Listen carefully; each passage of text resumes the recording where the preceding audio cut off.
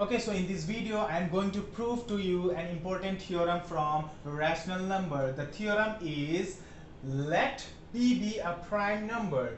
If p divides a squared, then p also divides a, where a is a positive integer. So the theorem is telling that if p divides a squared, then p must also divide a. In simply, it is telling that if p divides the square of any number, then it must also divide that number. So let us proceed to our proof.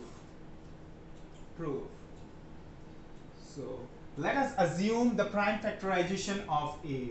Let the prime factorization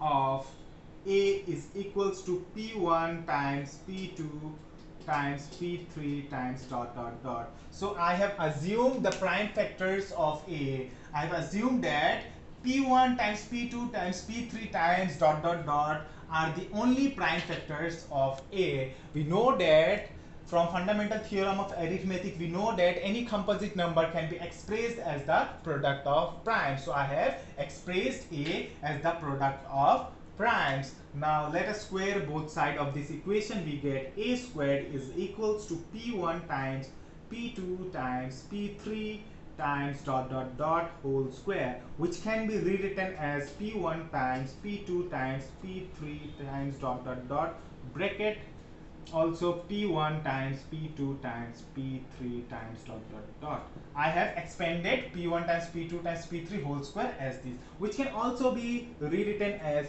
p1 times p1 bracket p2 times p2 p3 times p3 dot dot dot. Now it is given that p divides a squared. Yes or not? It is given in our theorem, given. So we can say that from fundamental theorem of arithmetic, p must be in prime factorization of a squared. Yes or not? If p divides a square, then p must be present in the prime factorization of a square. Also we realize that however from the uniqueness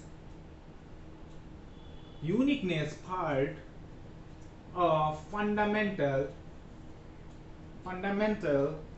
theorem of arithmetic,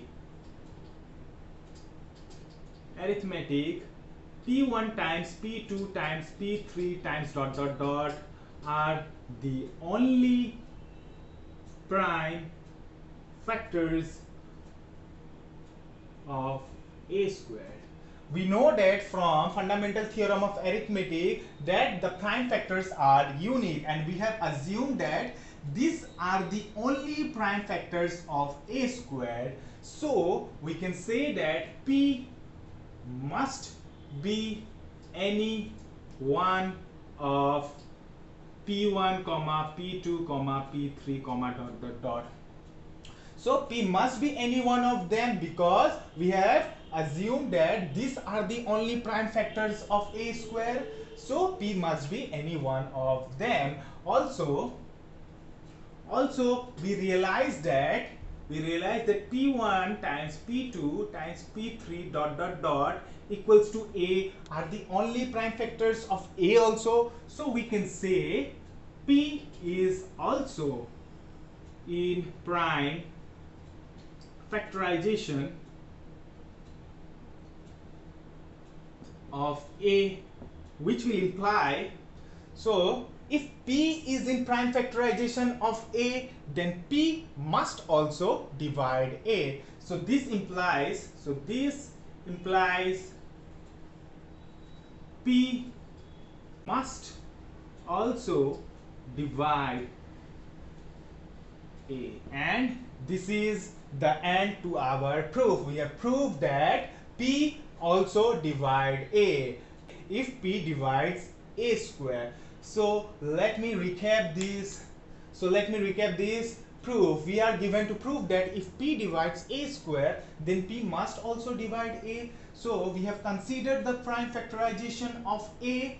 A equals to, these are the only prime factors of A. Now squaring both sides, we land to this equation. Now it is given that P divides A square, and we know that if P divides A square, then P must be present in the prime factorization of A square. Also, from the uniqueness part of fundamental theorem of arithmetic, we know that the prime factors of any number are unique, and we have considered that these are the only prime factors of A square. Then we can say that P must be any one of these. So P must be any one of these prime factors. Okay. Also, we realize that P1, P2, P3 are the only prime factors of A also. So P must also be in prime factorization of A, and if P is in the prime factorization of A, then P must also divide A. And this is the end to our proof. And I hope you are clear with this proof.